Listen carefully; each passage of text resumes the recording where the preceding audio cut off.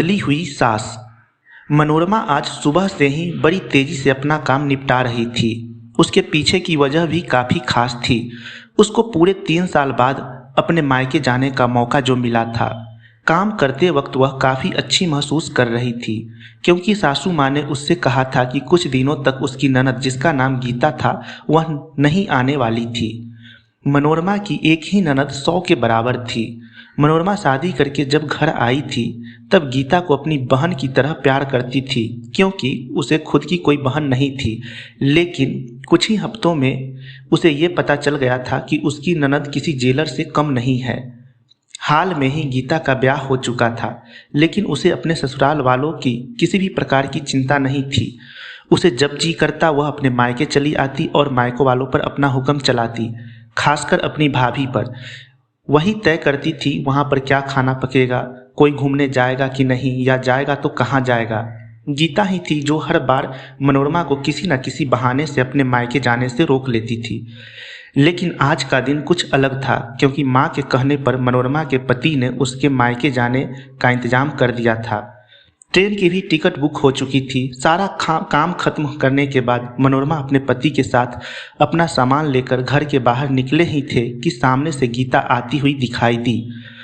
गीता, जिसके मुंह पर बड़ी सी स्माइल और आंखों में चमक थी, वहीं दूसरी तरफ मनोरमा की आंखों में उसको देखकर पानी आ गया था, जो बस आंसू के रूप में छलकना बाकी था।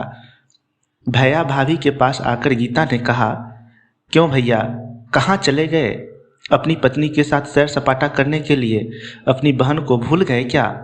अरुण ने कहा, कहीं सैर सपाटा करने नहीं, तुम्हारी भाभी को मायके छोड़ने जा रहा हूँ। तब गीता बोली, अच्छा मैं आई और भाभी चली, क्या आपकी पत्नी को मेरा आना पसंद नहीं है? गीता ने भाई भाभी को ताना मारते हुए कहा। मन में उदासी और आंखों में नमी लेकर मनोरमा पलटकर घर के अंदर जाने लगी, क्योंकि उसने मान लिया था कि इस बार भी गीता की वजह से उसके मायके जाना कैंसिल हो जाएगा। लेकिन तभी सामने से उसकी सास आई और बोली, तुम दोनों अभी तक रेलवे स्टेशन नहीं गए क्या? गाड़ी के पीछे दौड़ते हुए जाओगे? गीता बीच में टपकते हुए बोली, यह क्या कह रही हो माँ? मैं आई हूँ और आप भाभी को मायके भेज रही हो?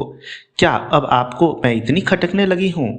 माँ ने गीता को डांटते हुए कहा, तेरा क्या है बेटी, तेरे लिए ये मायका थोड़े ही है, यह तो तेरे लिए अपना घर है। तुम्हें जब अपने ससुराल में बोरियत महसूस करे आ जाती हो। लेकिन वह बेचारी तो ऐसा नहीं कर पाती, बल्कि वह तो जब जाना चाहिए तब भी अपने मायके नहीं जाती, इसलिए उसका भी मायके जाना बहुत ज़रूरी है। मैं तेरे या मेरे या किसी और की वजह से उसका इस बार मायके जाना बिल्कुल रद्द नहीं होने दूंगी। माँ पूछती है, पहले यह बता, तू कुछ दिनों के लिए नहीं आने वाली थी, फिर कैसे आ गई? तब गीता ने कहा, मैंने तो ऐसे ही कह दिया था। माँ ने गीता को फटकारते हुए और मनोरमा की साइड लेते हुए कहा, हाँ हाँ क्यों नहीं, कोई बुलाए या न बुलाए, पर्यटन स्थल पर तो हर कोई आ जा सकता है। अब की बार मेरी बहू को उसके पर्यटन स्थल पर यानी उसके मायके जाने दे। बेचारी ने सिर्फ अपने भाई की शादी देखी है और अब तो उसके भाई का बच्चा भी हो गया, उसका मुंह तक नहीं देखा उसने। उसे भी अपने हिस्से का सुख भोगने दे। अपनी सास के मुंह से अपने लिए ऐसी शब्द सुनकर मनोरमा की आंखें छलक गई। उसने अपनी सास को गले लगा लिया। सास ने कहा, बहुत हो गया प्यार, जल्दी जाओ वरना ट्रेन छूट जाएगी। अपनी माँ का बदला हुआ रूप देखकर गीता बहुत हैरान थी। उसे यकीन नहीं हो रहा था कि यह वही माँ है जो उसका हर कहा मानती थी और हमेशा उसका पक्ष लेती थी, चाहे बहू सही हो या गलत। वही माँ अपने मन में अपनी उस दोस्त को धन्यवाद दे रही थी जो कुछ दिनों पहले उसके घर आई थी और कुछ दिन रही थी और जाते जाते उसकी आंखें खोल गई थी।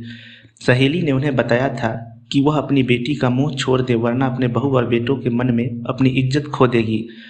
बिना सोचे समझे, बिना अच्छे बुरे का विचार किए हर फैसला सिर्फ अपनी बेटी के हिसाब से लेना सही नहीं है। रेलवे स्टेशन पर ट्रेन के डिब्बे में बैठी मनोरमा के चेहरे पर एक बहुत प्यारी मुस्कान थी, जिसे देखकर अरुण को यह महसूस हो गया कि यह वह प्यारी मुस्कान है जिसे उसने 3 सालों से देखी नहीं थी। सच्ची तो है, मायका महिलाओं के लिए पर्यटन स्थल होता है, जहाँ तक अपने ससुराल की सारी चिंताएं टेंशन भूलकर कुछ दिन आराम से रह सकती है। धन्यवाद। कहानी कैसी लगी कमेंट करके जरूर बताएं।